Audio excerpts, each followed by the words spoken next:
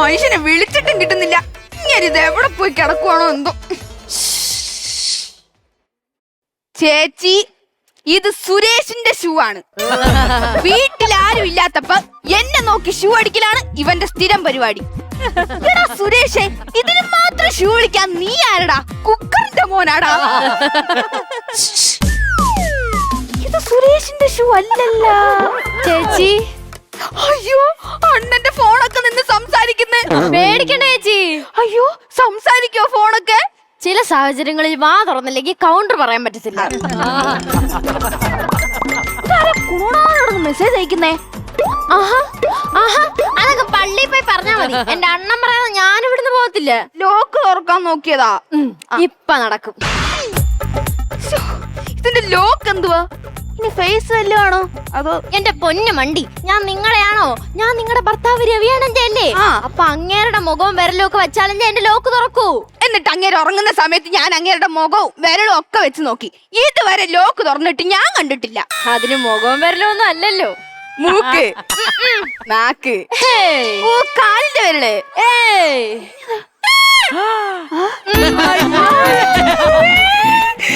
ഒന്ന് ലോക്ക് തുറന്നു തരുവോ? ഇല്ല, ഞാൻ എന്റെ രവിയണ്ണനെ ചതിക്കത്തില്ല. എന്റെ രവിയണ്ണനെ എന്റെ ബോധം പോയി ഞാനും ഒന്ന് ആശുപത്രിയിലായപ്പോ എന്നും വരുമായിരുന്നു. സോഫ്റ്റ്വെയർ അടിച്ചു പോയിട്ട് കടയിൽ നന്നാക്കാൻ കൊടുത്തെന്ന് പറ. അത് തന്നെ, എന്നും വരും. എന്നിട്ട് അവരോട് ചോദിക്കും, എനിക്ക് കുറവുണ്ടോ, അസുഖം മാറിയോ, ഇനി എന്ന് തിരിച്ച് വീട്ടിൽ കൊണ്ടുപോകാൻ പറ്റുമെന്നൊക്കെ. അയ്യോ, അത് നിന്നോടുള്ള സ്നേഹം കൊണ്ടല്ല. നീ അടിച്ചു പോകുന്നുണ്ടെങ്കിൽ പോട്ടെ, പുതിയത് എടുക്കാൻ അറിയാൻ പറ്റുമോ പുള്ളി വന്ന് ചോദിക്കുന്നത്. അതിനാണോ അങ്ങേര് എന്നും വന്നോണ്ടിരുന്നേ? എന്റെ പൊന്നേച്ചി, നിങ്ങളുടെ ഭർത്താവായോണ്ട് പറയുന്നതല്ലേ, അങ്ങേര് ഭൂലോക ഫ്രോഡാ. എന്റെ അണ്ണൻ കോഴിയാന്നാണോ നീ പറയുന്നേ? കോഴിയല്ല, ഒട്ടക പക്ഷി, കൊത്തി വലിക്കും. അയ്യോ, അപ്പൊ എന്റെ അണ്ണൻ പെണ്ണുങ്ങളോടൊക്കെ ചാറ്റ് ചെയ്യാറുണ്ടോ? ചാറ്റ് ചെയ്യാറുണ്ടോന്നോ? അങ്ങേര് പെണ്ണുങ്ങളെ കിടത്തി ഉറക്കാറില്ല. വാട്സപ്പ്, ഫേസ്ബുക്ക്, സ്നാപ്ചാറ്റ്, ഇൻസ്റ്റാഗ്രാം, ഇതിലെല്ലാം പുള്ളി ചാറ്റ് ചെയ്യും. അയ്യേ, ഒരു ദിവസം ചാറ്റ് ചെയ്യാൻ ആരെയും കിട്ടിയില്ല. പുള്ളി എന്തോ ചെയ്തേന്നറിയോ? എന്തോ ചെയ്ത്? ചാറ്റ് ജിപിടിയോട് വരെ ചാറ്റ് ചെയ്തു. എന്താ ഉറങ്ങാത്ത, എന്താ ഇട്ടേക്കുന്നെന്ന്. എന്നിട്ട് എന്തോ ഇട്ടെന്നാ അവള് പറഞ്ഞത്? വെറുതെ അല്ലേ ഇവളെ അവൻ പറ്റിക്കുന്ന. എന്തൊക്കെ പറഞ്ഞാലും എന്റെ അണ്ണൻ എന്നോട് ഭയങ്കര സ്നേഹ. പിന്നെ ചേച്ചിയുടെ പേര് വാണിന്നല്ലേ? പുള്ളി എന്നെ സേവ് ചെയ്തേക്കുന്നറിയാവോ?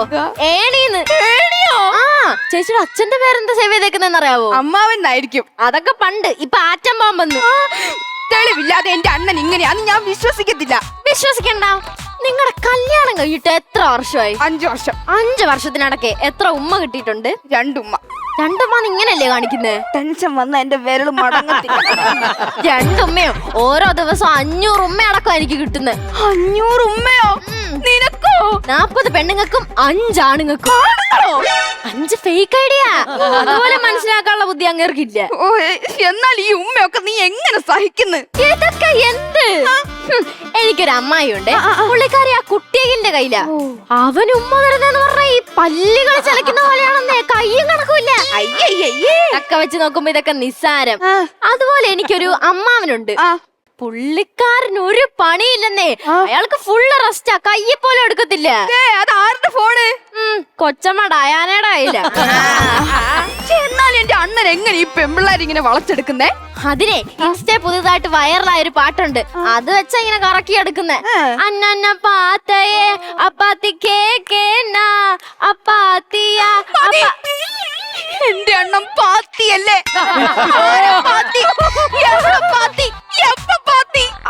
ഇങ്ങനെ ഷവായി കറങ്ങുന്ന പോലെ കിടന്ന് കറങ്ങി കറങ്ങിയാ നിങ്ങളുടെ പെമ്പിളാരെ കറക്കി എടുക്കുന്നത്.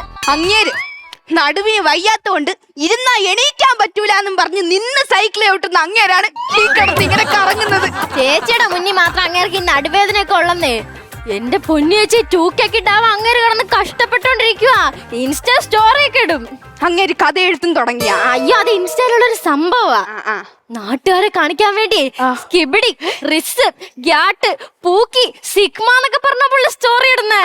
അയ്യോ, അങ്ങേര് എന്തിനാ നാട്ടുകാരെ ഇങ്ങനെ കിടന്ന് തെറി വിളിക്കുന്നേ? അത് തെറിയല്ല, അതാണ് 2K കിഡിന്റെ പുതിയ ഭാഷ. ഓ, അപ്പൊ 2030 ഒക്കെ ആവുമ്പത്തേക്കും മലയാളം അങ്ങ് തീരുമായിരിക്കും അല്ലേ? എനിക്ക് വലിയ പ്രതീക്ഷയൊന്നുമില്ല. 2026 തന്നെ തീരും. ഓ എന്നാലും അങ്ങേരം കൊണ്ടേ പൈസ നഷ്ടമൊന്നും ഇതുവരെ ഉണ്ടായിട്ടില്ല. ആര് പറഞ്ഞ്? കഴിഞ്ഞ ആഴ്ച 20,000 രൂപയാ റമ്മി കളിച്ചങ്ങ് കളഞ്ഞത്. അതിന് അങ്ങേർക്ക് റമ്മി കളിക്കാൻ അറിയത്തില്ലല്ലോ. കളിക്കാൻ അറിയാത്തോണ്ട് 20,000 രൂപ പോയ. അയ്യോ ചേച്ചി, എന്നെ ഒന്ന് പെട്ടെന്ന് ചാർജ് ചെയ്യാവോ? ഞാൻ ഇപ്പൊ സ്വിച്ച് ഓഫ് ആവും. നീ സ്വിച്ച് ഓഫ് ആവണം. അങ്ങേരുടെ കൂടെ എല്ലാ കള്ളത്തരത്തിനും കൂട്ടി നിന്നിട്ട് ഞാനിപ്പോ ചാർജ് ചെയ്ത് തരാം. ചേച്ചി കുറച്ച് ചാർജ് ചെയ്ത് ചേച്ചി. നിനക്കല്ല ഞാൻ ചാർജ് ചെയ്ത് തരാൻ പോകുന്നത്. അങ്ങേരില്ലേ ആ ഫ്രോഡ് രവിയണ്ണൻ, അങ്ങേര് ഇങ്ങോട്ട് വരട്ടെ. അങ്ങേര് ചാർജ് ചെയ്ത് അങ്ങേരുടെ സോഫ്റ്റ്വെയർ ഞാൻ അടിച്ചളക്കും. ചേച്ചി നിർത്താൻ നോക്കുമ്പോ തുടങ്ങാൻ നോക്കുന്ന സ്വിച്ച് ഓഫ്.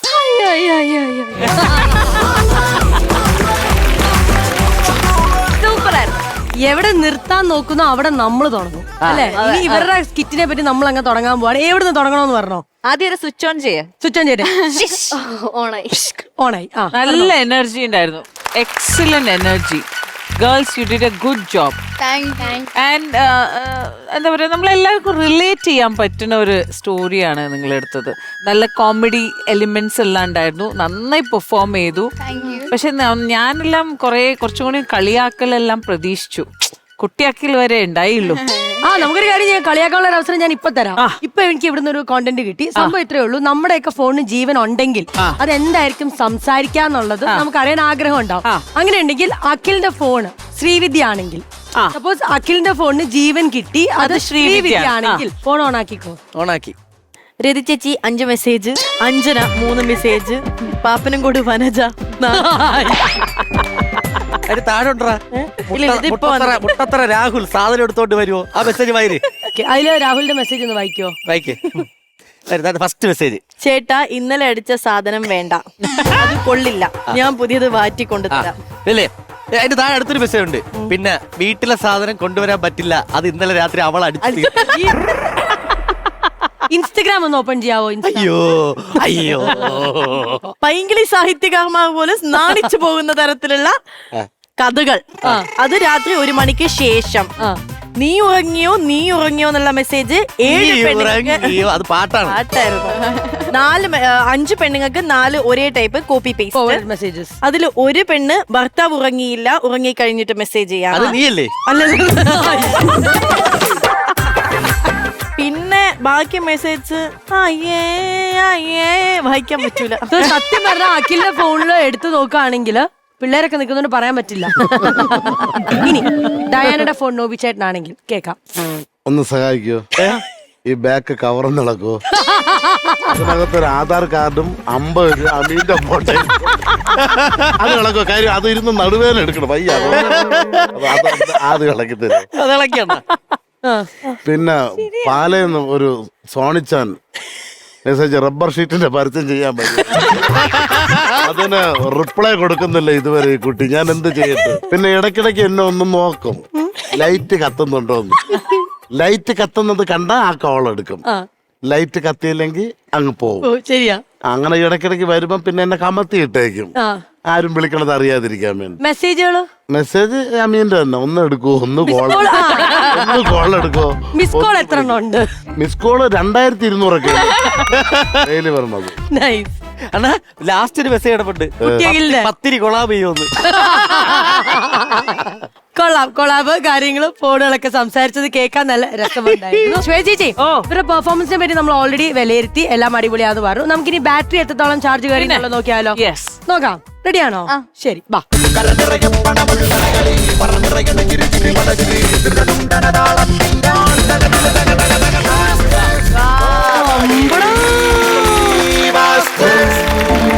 ₹14,000 ആണ് രണ്ടുപേർക്കും ലഭിച്ചിരിക്കുന്നത്. കൺഗ്രാറ്റുലേഷൻ. വേഗം ഷെയർ ആണല്ലോ. തരൂ പൈസ ഇട്ട് തരൂ. ഇങ്ങനെ പറഞ്ഞു. ബാങ്ക് ഓഫ് ബോംബെ പൈസ ഇട്ട് തരാമെന്ന് ചോദിച്ചോ? ബാങ്ക് ഓഫ് ബോംബെ തരാം. ചോദിച്ചോ? ബാങ്ക് ഓഫ് ബോംബെ പൈസ ഇട്ട് തരാവോ? തരാം.